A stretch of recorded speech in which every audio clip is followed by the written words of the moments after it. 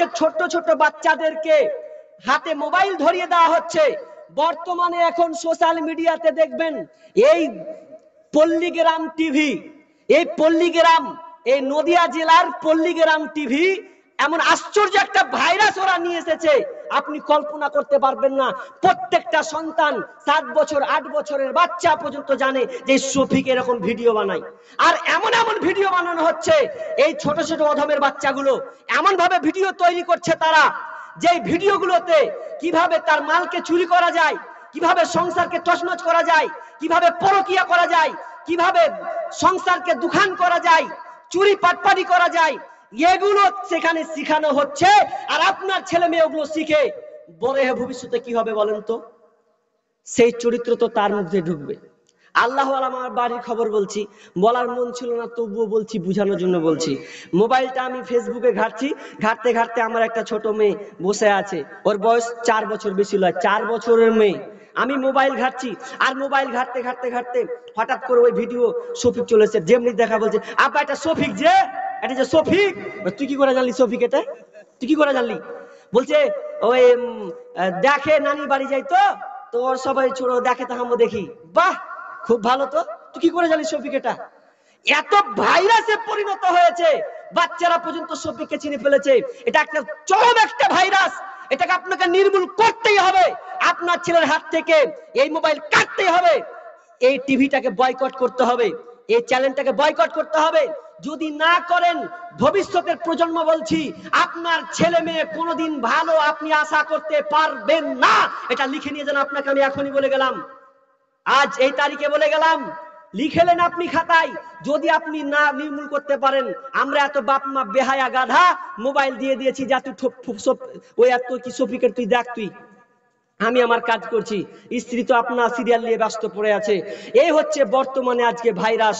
এবং মায়েদের ব্যাপারে আমি কিছু কথা বলতে চাই, যে আজকে মায়েরা কি হচ্ছে জানেন, যে এমন ভাবে পর্দা তারা করছে যা বলার কথা নয়। এগুলো দেখে, এই মোবাইল, এই সিরিয়াল দেখতে দেখতে দেখতে দেখতে তারা নিজের আব্রুটাকে ওরা নষ্ট করে ফেলেছে।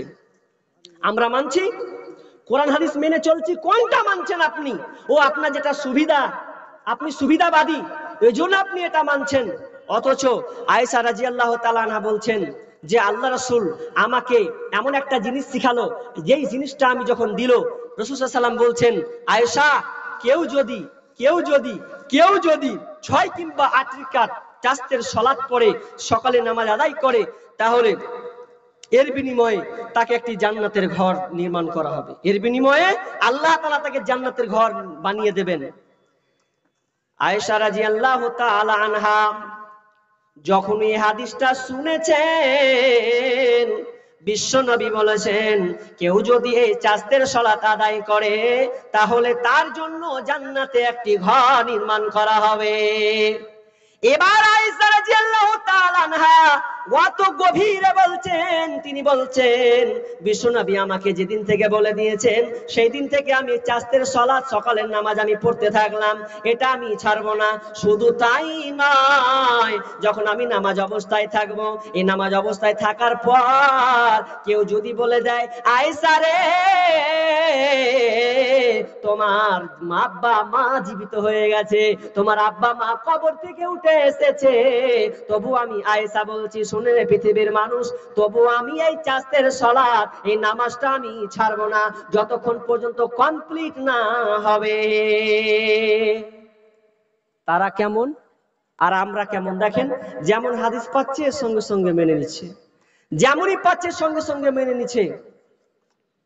আর আমরা এত কিছু পরকিয়াতে আসার পরেও আমাদের এমন অবস্থা হয়েছে, করুণ অবস্থা, যা খাতা খুললে গুনহার লিস্টে আর শেষ করা যায় না।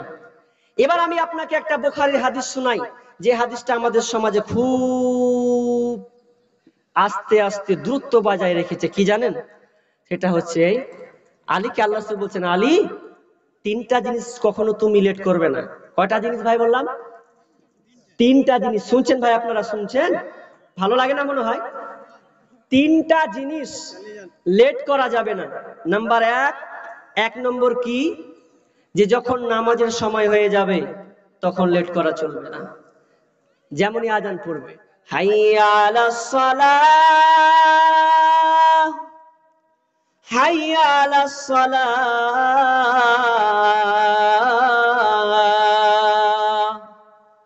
হাইয়া আলাল ফালাহ,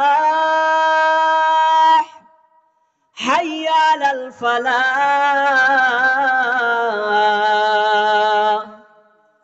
মুয়াজ্জিন আজান দিয়ে দেবে, তুমি ঘাটে আছো, মাঠে আছো, বাজারে আছো, যেটাই থাকো না কেন, যখনই তোমার কানে আজানের ডাক আসবে, হাইয়া আলাস সালাহ, তোমরা নামাজের জন্য এসো, তোমাকে নামাজের জন্য ডাকা হবে। হাইয়া আলাল ফালাহ, কামিয়াবের জন্য এসো রে, নিষ্কৃতি পাবে তো এসো, তুমি শান্তি পাবে তো মসজিদে চলে এসো। মুয়াজ্জিন যখন আজান দেবে তখন আপনার কোনো সময় লেট করা যাবে না। আপনি যদি মনে করেন যে আমি আধ ঘন্টায় কাজটাকে সেরে নেব তারপরে যাব, না না না, এই ওয়াক্তের নামাজটা তুমি ঢিলা করিও না। আলীকে আল্লাহ রাসূল বলছেন, আলী রে, যখন নামাজের সময় হয়ে যাবে আলী, কখন খবরদার তুমি নামাজের ওয়াক্তে ঢিলা করিয়ে দিও না।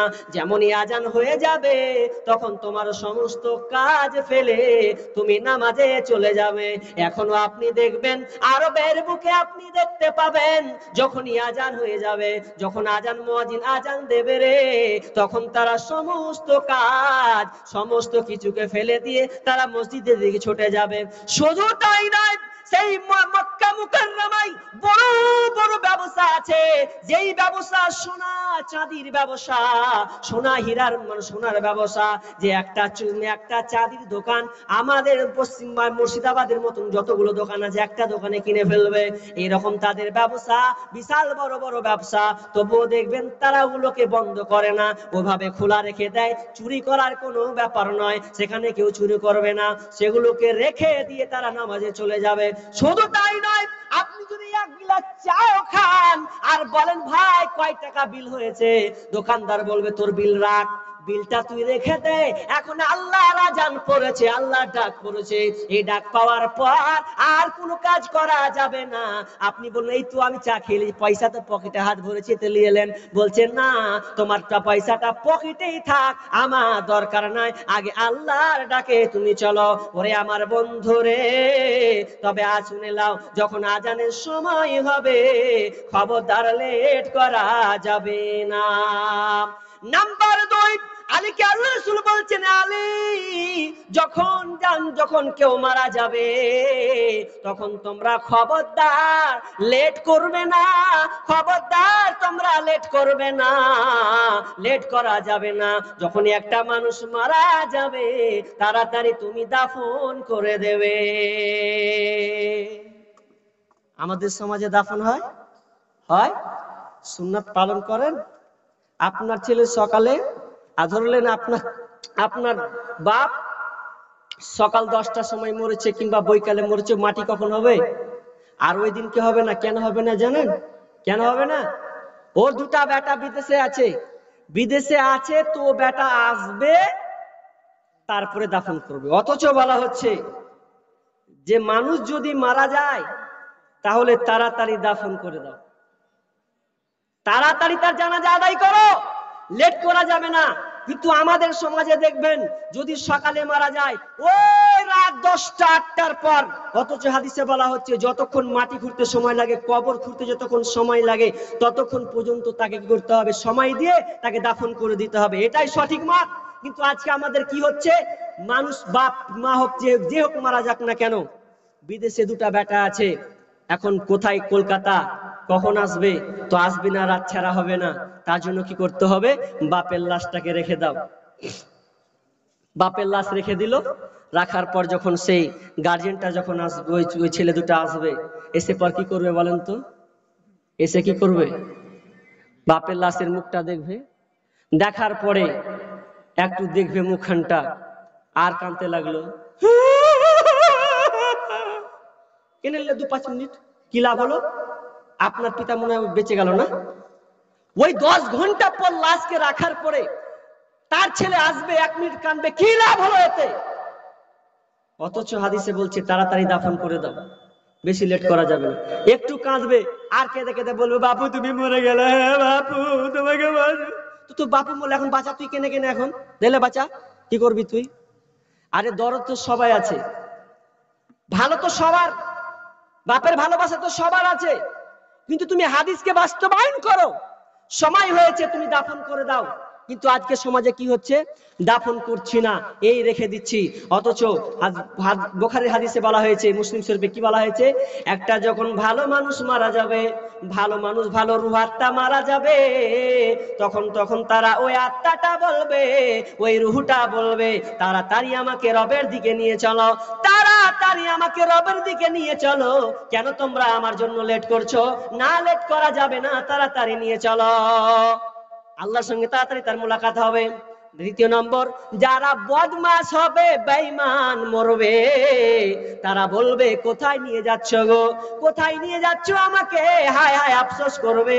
তো কথাটা হচ্ছে, ভালো মানুষ হলে তাড়াতাড়ি দিয়ে দাও, ও জান্নাতে চলে যাবে, আল্লাহর সঙ্গে তার মুলাকাত হয়ে যাবে। আর যে বেঈমান, ওকেও তাড়াতাড়ি দাও, ও তাড়াতাড়ি দুনিয়াতে লম্পটি করেছে, মানে রাহাজানি করেছে, চুরি করেছে, ব্যভিচার করেছে, যত মাস্তানি ও দুনিয়ায় করেছে, ওকে এখন তাড়াতাড়ি কবরিয়ে দাও, আর সঙ্গে সঙ্গে ওর ফেরেশতার বাটাম পড়ুক, এটাই ওর তার শাস্তি। কিন্তু আমরা সেটা আমরা করি না।